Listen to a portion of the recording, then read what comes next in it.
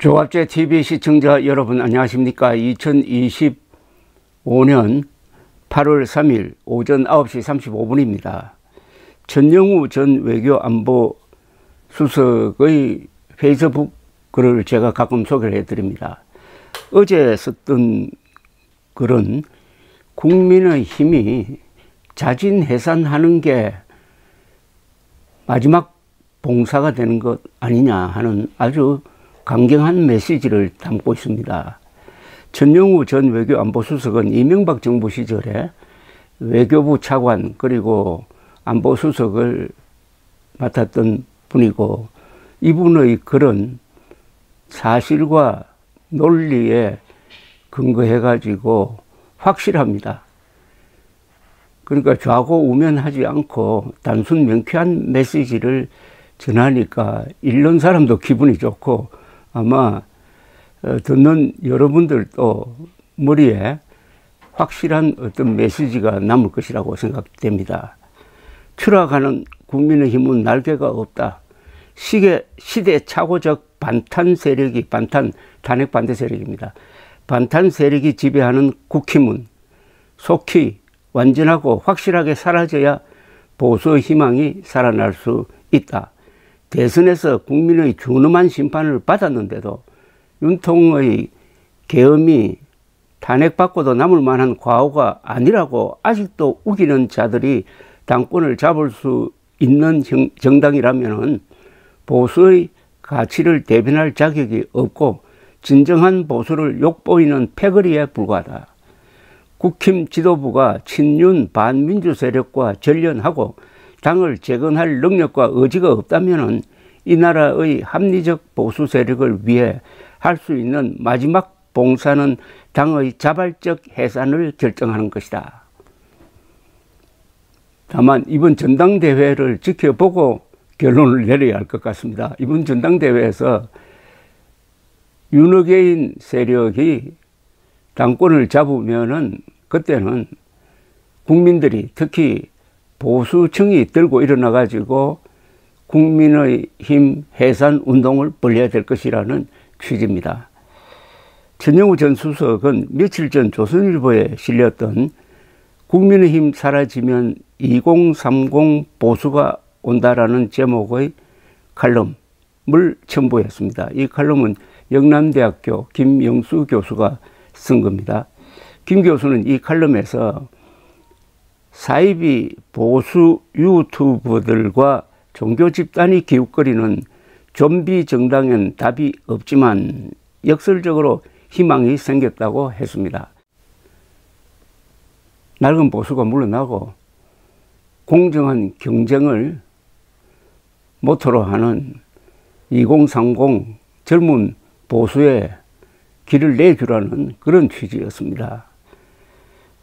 김영수 교수는 지난 7월 24일 발표된 전국지표조사의 국힘당 지지율이 17%를 찍었는데, 더 심각한 것은 언론에서도 국민의힘 기사가 사라지고 있다는 사실이라고 했습니다. 대선 후 열을 내며 개혁을 독촉했지만 이젠 그런 성화도 지친 것이다. 그래서 국민의힘은 고추 설 수가 없는 당이고 미래가 안 보이는 게 아니라 아예 미래가 없다고 했습니다. 늙은 건물주와 한물간 판검사의 당이라는 조롱도 소개했습니다. 김명수 교수는 국민의힘은 대선보다 대선 이후 더 크게 지고 있다고도 했습니다. 우리 모두의 책임이고 모두가 혁신의 객체이면서 주체라는 송은석 비대위원장의 말은 개혁을 거부하는 말장난으로 길이 남을 명언이라고도 했습니다. 이렇게 된 데는 누구도 책임이 없고, 따라서 청산이나 개혁도 없다는 걸 이렇게 우아하게 말하기란 쉽지 않을 것이라는 이야기죠.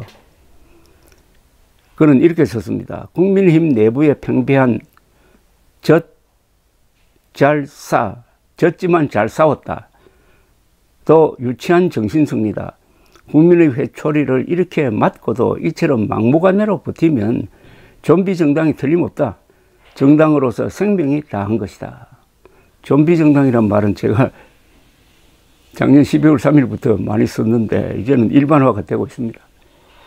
그는 윤석열, 김문수, 정광훈, 전한길의 책임을 거론했습니다. 전한길 씨는 국민의힘 당권 주자들이 윤 전 대통령과 전련할 것인지 계속 함께 할 것인지 공개 질의서를 보낼 것이라면서 국민의힘 내 프락치 축출을 주장했는데, 김 교수는 일종의 이단 재판을 하겠다는 선언인 셈인데 민주정당에서 기가 막힌 일이 벌어지고 있다고 했습니다. 그런데도 당대표 경선에 나선 김문수 전 고용노동부 장관은 전한길 씨를 포용해 영광로 같은 단합을 이루어야 한다고 하고, 장동혁 의원도 전 씨의 문제가 아니라 내부 총질자들에 의해 당이 극우 프레임에 빠지는 것이 문제라고 주장함으로써 국민의힘은 고쳐 쓸 수 없는 정당이라고 정의를 했습니다. 김명수 교수는 한국 보수의 실천 이념은 반공, 애국, 친미였지만 탈냉전 후 그리고 선진국 반열에 오늘날 그 이념은 별 호소력이 없다고 진단합니다.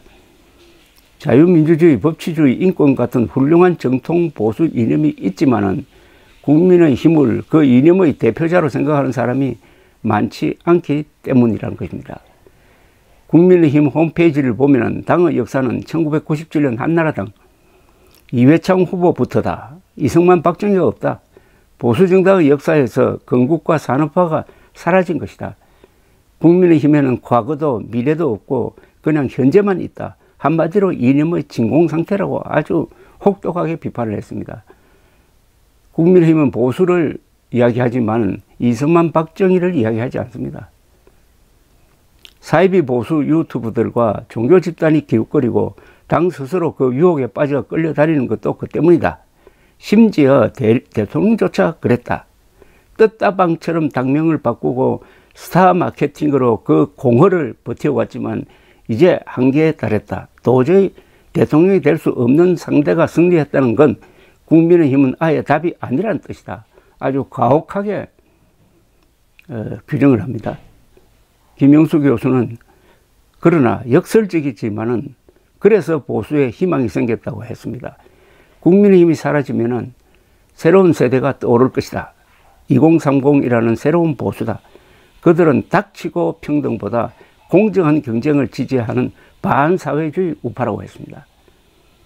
보수의 겨울이 혹심할수록 두꺼운 얼음장 밑에는 새 희망이 들끓고 있는 게 느껴진다. 그 열망과 함께 가는 정치 세력이 미래의 보수를 이끌 것이다 라고 했었습니다. 보수의 자살은 극우이고 극우는 윤석열의 자식이지만은 그래도 위대한 무명 건설의 주류로서 보수층은 건재합니다. 아무리 적게 잡아도 약 40%입니다. 이들을 지도할 보수 세력과 그 세력이 미는 보수당의 재건이 문제인 것입니다. 현실적으로는 계엄과 음모론에 반대한 한동훈, 이준석 두 사람이 보수의 구명정 역할을 넘어 공정보수의 뉴 리더로 성장하는 것인데, 천영우 전 수석의 희망처럼 먼저 보수 대표성을 상실한 국민의힘이 사라져야 한다는 이야기입니다. 저절로 사라질 리는 없고 국민의힘 해산운동이 일어나서 이게 보수의 새로운 담론으로 만들어질 때 역사를 움직이는 힘이 생길 것이라는 느낌이 들었습니다. 감사합니다.